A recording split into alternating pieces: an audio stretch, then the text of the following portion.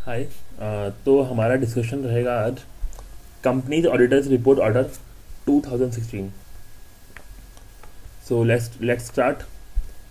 सबसे पहले हम लोग देखेंगे कि कंपनी कारो किस किस कंपनी पे एप्लीकेबल रहेगा। कारो सब कंपनी पे एप्लीकेबल है including a foreign company. Further कुछ एग्जाम्पशन प्रोवाइड की हुई है, जो कि मैं लिस्ट डाउन कर रहा हूँ। First one is banking company, second one is insurance company, third one is section 8 company, fourth one is one person company and small company, and fifth one is limited company fulfilling some criterias। मतलब सारी private company exempt नहीं होगी, कुछ criteria है, अगर वो fulfil कर दिए तो एग्जाम्प्ट, नहीं तो एग्जाम्प्ट नहीं है, नहीं तो एप्लीकेबल है उन प्रकारों। पहला क्राइटेरिया अपना ये रहेगा कि private company is not a subsidiary or holding of a public company, और उनका paid up capital and reserve and surplus 1 crore के नीचे होगा। सेकंड क्राइटेरिया इसका ये है कि total borrowing from any bank or financial institutions 1 crore के नीचे होगी। थर्ड क्राइटेरिया इज कि टोटल रेवेन्यू जो हम लोग डिस्क्लोज करेंगे वो 10 करोड़ के नीचे होगी। तो अब हम लोग फर्दर प्रोसीड करते हैं अपने नेक्स्ट पॉइंट पे, जो कि है मैटर्स। किन किन मैटर्स पे एक ऑडिटर को रिपोर्ट करनी है। तो उसमें हमारा पहला मैटर रहेगा reporting on maintaining, verifying and disposing of the fixed assets. इसमें हमें टोटल 3 चेकलिस्ट है, चेक पॉइंट्स होंगे। उसमें से पहला ये रहेगा कि चेक करना कंपनी ने प्रॉपर रिकॉर्ड्स मेंटेन कर रखे या नहीं कर रखे।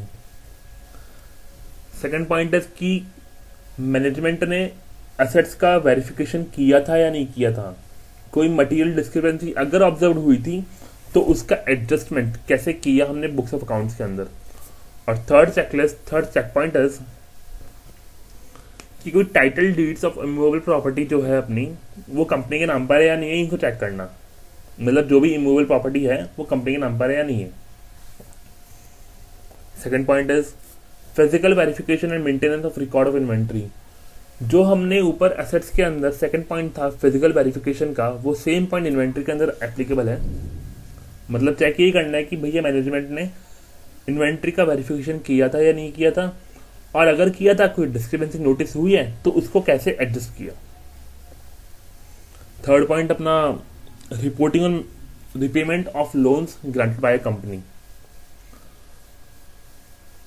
तो इसमें सबसे पहले तो अपने ये पॉइंट ये रहेगा कि weather company is maintaining a register as required under section 189। Further हमारे जो चेकलिस्ट रहेंगे लोन्स के रिगार्डिंग, उसमें से पहला पॉइंट अपना ये रहेगा कि हमने जो लोन दिया है उसी terms and conditions are not prejudicial to company, मतलब कंपनी के फायदे में हो। सेकेंड थिंग, रीपेमेंट रेगुलरली हो रहे हैं या नहीं हो रहे। And the third and last thing वो ये होगी कि अगर कोई ओवरड्यू है तो 90 डेज के अबव वाले ओवरड्यूज को रिपोर्ट करना पड़ेगा, और ये चेक करना कि मैनेजमेंट ने रीजनेबल स्टेप्स लिए हैं या नहीं लिए regarding the recovery of principal and interest amount.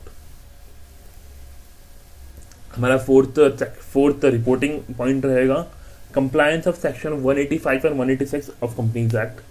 तो इसमें कुछ नहीं चेक करना, खाली इतना देखना है कि हाँ कंपनी है वो चेक कर रही है या नहीं कर रही, प्रोविजन को कंप्लाई कर रही है या नहीं कर रही, इन दोनों सेक्शंस के। फिफ्थ पॉइंट अपना ये रहेगा कि एक्सेप्टेंस ऑफ डिपॉजिट। इसमें हमें देखना है कंपनी आरबीआई के रेगुलेशंस, कंपनीज एक्ट के provisions from section 73 to 76 and any other rules जो कंपनी एक्ट के अंदर फ्रेम किए हुए हैं, उनको कंप्लाई नहीं कर रही है या नहीं कर रही, और अगर नहीं करा तो कोई कॉन्ट्रवेंशन हुआ है किसी एनसीएलटी या किसी आरबीआई या किसी और अदर कोर्ट ने ऑर्डर पास किया है, तो वो भी हमें यहाँ रिपोर्ट करना पड़ेगा। हमारा 6 पॉइंट होगा कॉस्ट रिकॉर्ड्स की regarding.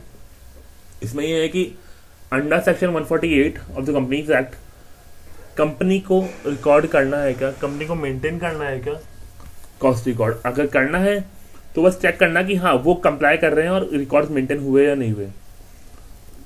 The seventh reporting objective will be payment of statutory dues.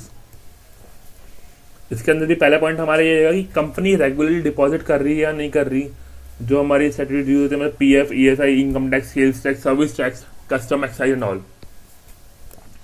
और अगर कहीं पर कोई डिफॉल्ट हुआ है पेमेंट के अंदर, कोई अरियर्स हुआ है पेमेंट के अंदर, तो रिपोर्ट करना पड़ेगा overdue more than 6 months।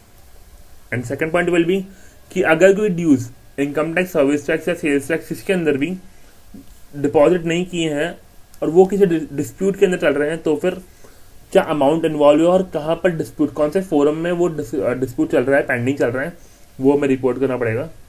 8th point is default and repayment of dues.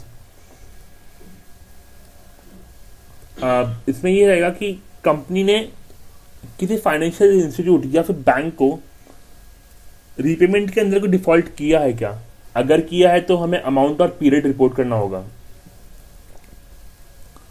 9th point is corporate guarantee given by others loan. इसमें बस ये रहेगा कि ये ना हमने कंपनी ने कोई loan, public borrowing, public issue से कोई लोन एक्सेप्ट किया है क्या, अगर किया है तो बस ये चेक करना कि जिस पर्पस के लिए लिया था उसी पर्पस में हम उसे यूज कर रहे हैं। 10th point is reporting of fraud. इसमें ये कि कोई फ्रॉड कंपनी ने आइडेंटिफाई किया है या अपन ने किया या ऑडिटर ने किया है, तो बस चेक करना कि उस रिपोर्ट का नेचर एंड अमाउंट हमें रिपोर्ट करना होगा। The 11th one is managerial remuneration. इसमें चेक करना है कि managerial remuneration are paid in accordance with the provisions of companies act, अगर नहीं तो amount and steps taken for recovery should be stated. 12th one is Nidhi company, that is small company. Nidhi company के regarding हमें check करना होगा कि उनका net on fund जो है उनका रेशियो 1:20 हो और वो लोग फुलफिल कर रहे हो निधि रूल्स 2014 को। Next reporting objective is related party transaction. इसमें बस चेक करना है कि सेक्शन 188 और 177 ऑफ कंपनीज एक्ट हम प्रोविजन कंप्लाई कर रहे हैं और फाइनेंशियल स्टेटमेंट्स हमने डिस्क्लोज किए हैं वो सारे transactions. 14th one is private placement. इसमें हमें देखना कि अगर कंपनी ने कोई प्राइवेट प्लेसमेंट, प्रेफरेंशियल अलॉटमेंट किए हैं इन द ईयर और उसकी प्रोविजंस सेक्शन 42 के प्रोविजंस कंप्लाई कर रहे हैं हम लोग, और जो अमाउंट रेज किया है, जिस पर्पज से किया है, वो वहीं यूज हो रहा हो। 15th point is non cash transaction. इसमें हम लोग ये चेक करेंगे कि कंपनी ने कोई नॉन कैश ट्रांजेक्शन किया है क्या, डायरेक्टर या किसी रिलेटेड पार्टी या किसी और पर्सन के साथ, और अगर किया है तो सेक्शन 192 की प्रोविजन कंप्लाई हो रहे या नहीं हो रहे। And the 16th one is registration with reserve bank of India. इसमें यह कि under section 45 IA of RBI act company को रजिस्टर होने की जरूरत है या नहीं, और अगर है तो उसने रजिस्ट्रेशन ऑब्टेन किया है या नहीं किया।